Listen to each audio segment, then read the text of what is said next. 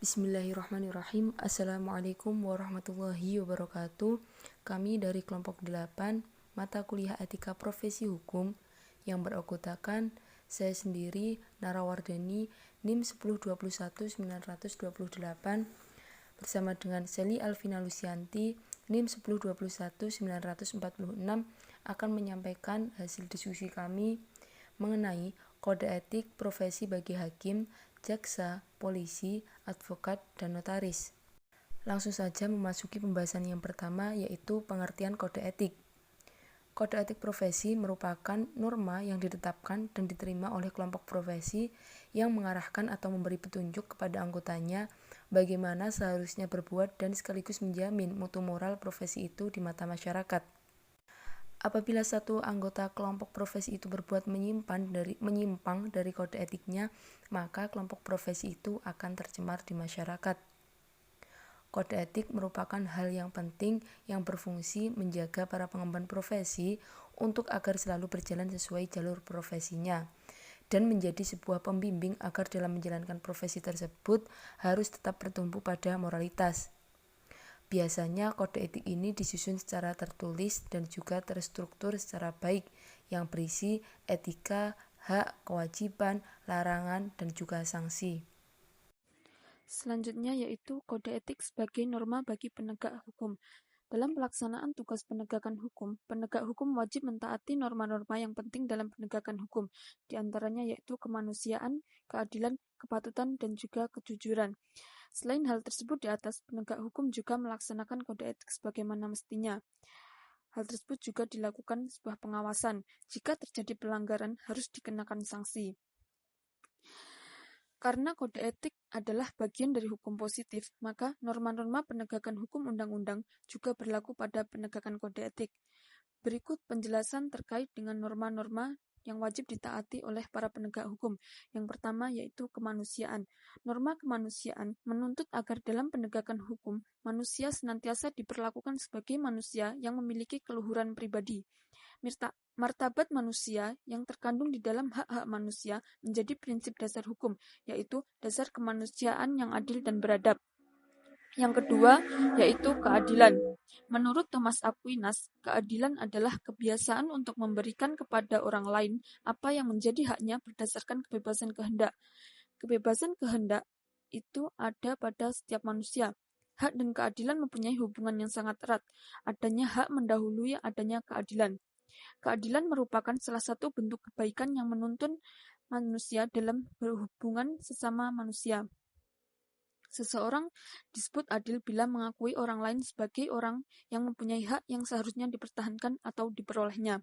Yang ketiga yaitu kepatutan. Pada dasarnya, kepatutan merupakan suatu koreksi terhadap keadilan legal.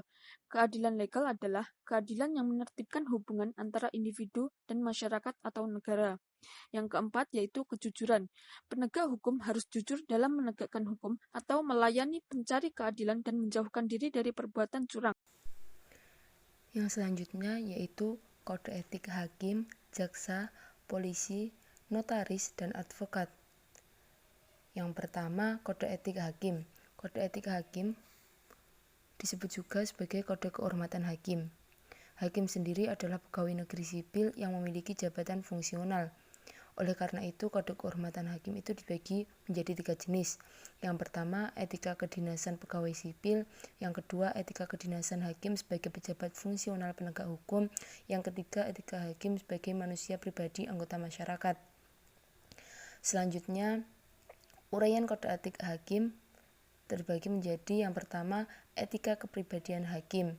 Di antaranya, percaya dan takwa kepada Tuhan Yang Maha Esa, menjunjung tinggi citra wibawa dan martabat hakim, berkelakuan baik dan tidak tercela, menjadi teladan bagi masyarakat, menjauhkan diri dari perbuatan asusila dan kelakuan yang dicela oleh masyarakat, dan lain sebagainya. Yang kedua, etika melakukan tugas sebagai penegak hukum. Di antaranya bersikap tegas, disiplin, penuh pengabdian pada pekerjaan, bebas dari pengaruh siapapun juga, tidak menyalahgunakan kepercayaan, kedudukan, dan wewenang untuk kepentingan pribadi atau golongan, tidak berjiwa mumpung, tidak menonjolkan kedudukan, dan menjaga wibawa dan martabat hakim dalam hubungan kedinasan. Yang selanjutnya, etika pelayanan terhadap pencari keadilan. Sebagai penegak hukum, hakim harus bersikap dan bertindak menurut garis-garis yang ditentukan di dalam hukum yang berlaku. Tidak memihak, tidak bersimpati, dan tidak antipati pada pihak yang berkara. Berdiri di atas semua pihak yang kepentingannya yang bertentangan dan tidak membeda-bedakan orang. Sopan, tegas, dan bijaksana dalam memimpin sidang, baik dalam ucapan maupun perbuatan. Menjaga kewibawaan dan kenikmatan persidangan. Bersungguh-sungguh mencari kebenaran dan keadilan, serta memutus berdasarkan hati nurani. Yang terakhir, etika hubungan sesama rekan hakim. Sanggup mempertanggungjawabkan kepada Tuhan Yang Maha Esa etika hubungan sesama rekan hakim. Di antaranya yaitu memelihara dan memupuk hubungan kerjasama yang baik antara sesama rekan hakim. Yang kedua, memiliki rasa setia kawan. Yang ketiga, memiliki kesadaran, kesetiaan, dan penghargaan terhadap hakim. Menjaga nama baik dan martabat rekan-rekan, bersikap tegas, adil, dan tidak memihak. Memelihara hubungan baik dengan hakim dan bawahannya. Yang terakhir, memberi contoh yang baik di dalam maupun di luar kedinasan. Yang selanjutnya, kode etik jaksa. Dengan lahirnya Undang-Undang Republik Indonesia Nomor 16 Tahun 2004 tentang Kejaksaan Republik Indonesia, lebih memantapkan kedudukan dan juga peran Kejaksaan Republik Indonesia sebagai lembaga negara pemerintahan yang melaksanakan kekuasaan negara di bidang penuntutan harus bebas dari pengaruh kekuasaan pihak manapun, yakni yang dilaksanakan secara merdeka terlepas dari kekuasaan pemerintah dan pengaruh kekuasaan lainnya. Dalam Peraturan Jaksa Agung RI Nomor 104-A-JA-11 Tahun 2012 tentang Kode Etik Perilaku Jasa dijelaskan untuk mewujudkan jaksa yang memiliki integritas, bertanggung jawab, dan mampu memberikan pelayanan prima kepada masyarakat, serta mewujudkan birokrasi yang bersih, efektif, efisien, transparan, dan akuntabel yang dilandasi doktrin Trikrama Adiaksa. Dalam peraturan ini, kewajiban jaksa diantaranya, yang pertama kewajiban jaksa kepada negara, yaitu setia dan taat kepada Pancasila dan Undang-Undang Dasar Republik Indonesia tahun 1945. Yang kedua, kewajiban jaksa kepada institusi, yaitu menerapkan doktrin Trikrama Adiaksa dalam melaksanakan tugas dan wewenangnya. Yang ketiga, kewajiban jaksa kepada profesi jaksa, yaitu menjunjung tinggi kehormatan dan martabat profesi dalam melakukan tugas dan kewenangannya dengan integritas, profesional, mandiri, jujur, dan adil. Yang terakhir, kewajiban jaksa kepada masyarakat, yaitu memberikan pelayanan prima dengan menjunjung tinggi supremasi hukum dan hak asasi manusia dan menerapkan pola hidup sesuai dengan nilai-nilai yang berlaku dalam masyarakat. Dalam pelaksanaan etika ini, jaksa juga memiliki tugas, hak, dan juga larangan. Selanjutnya yaitu Kode Etik Polisi. Dalam Undang-Undang Republik Indonesia Nomor 2 Tahun 2002 tentang Kepolisian Negara Republik Indonesia disebutkan bahwa fungsi kepolisian adalah salah satu fungsi pemerintahan negara di bidang pemeliharaan keamanan dan ketertiban masyarakat, penegakan hukum, perlindungan, pengayoman, dan juga pelayanan kepada masyarakat. Sikap dan perilaku pejabat kepolisian negara Republik Indonesia terikat pada Kode Etik Profesi Kepolisian Negara Republik Indonesia. Pelanggaran terhadap Kode Etik Profesi Kepolisian Negara Republik Indonesia oleh pejabat kepolisian maka akan diselesaikan oleh Komisi Kode Etik Kepolisian Negara Republik Indonesia. Kode Etik Profesi Polri yang selanjutnya yaitu disingkat dengan KEPP adalah norma-norma atau aturan-aturan yang merupakan kesatuan landasan etik atau filosofis yang berkaitan dengan perilaku maupun ucapan mengenai hal-hal yang diwajibkan, dilarang, patut atau tidak patut dilakukan oleh anggota Polri dalam melaksanakan tugas, wewenang, dan tanggung jawab jabatan. Adapun prinsip-prinsip dari KEPP yaitu kepatutan, kepastian hukum, sederhana, kesamaan hak, aplikatif, dan juga akuntabel.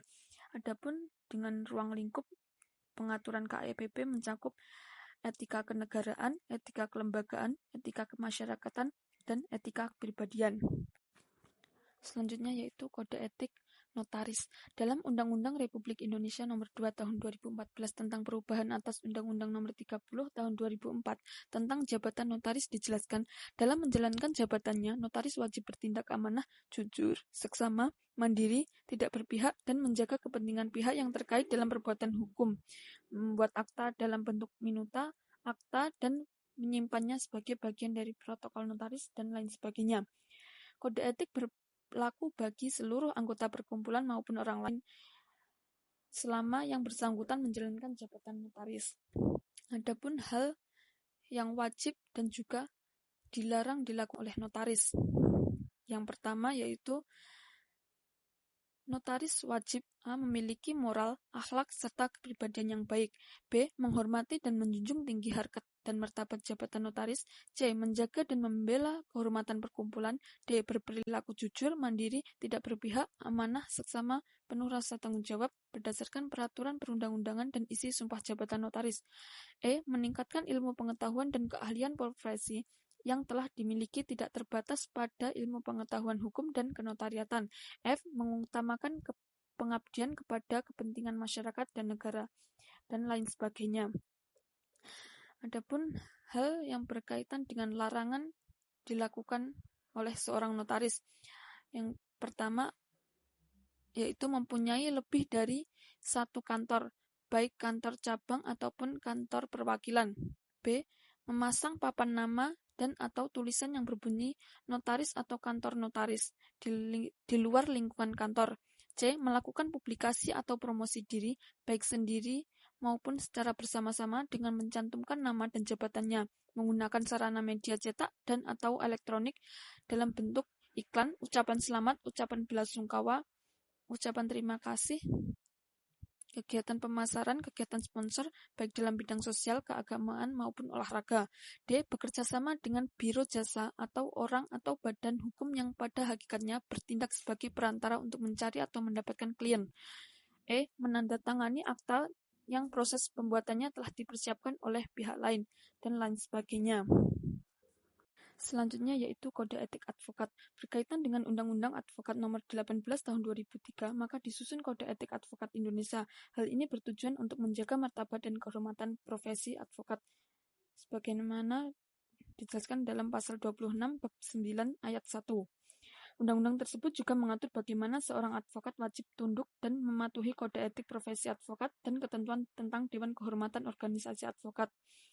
Kode etik profesi advokat sebagaimana dimaksud pada ayat 1 yaitu tidak boleh bertentangan dengan peraturan perundang-undangan. Ayat 3, pengawasan atas pelaksanaan kode etik profesi advokat dilakukan oleh organisasi advokat.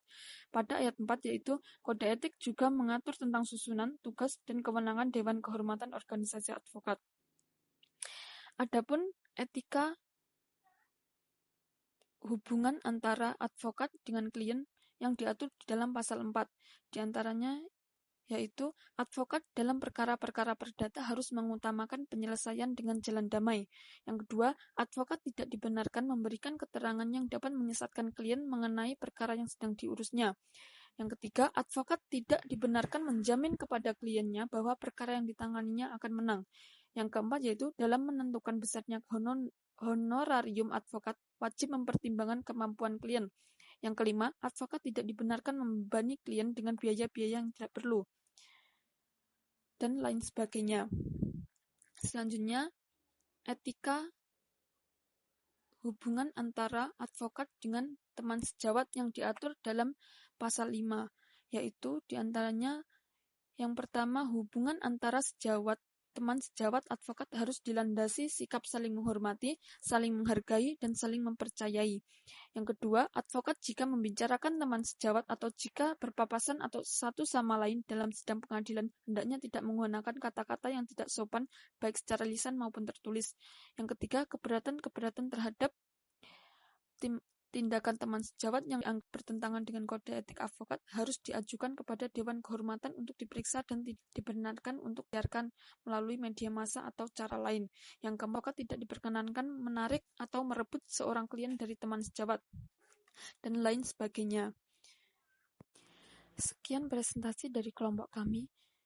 Atas kurangnya mohon maaf. Akhiran wassalamualaikum warahmatullahi wabarakatuh.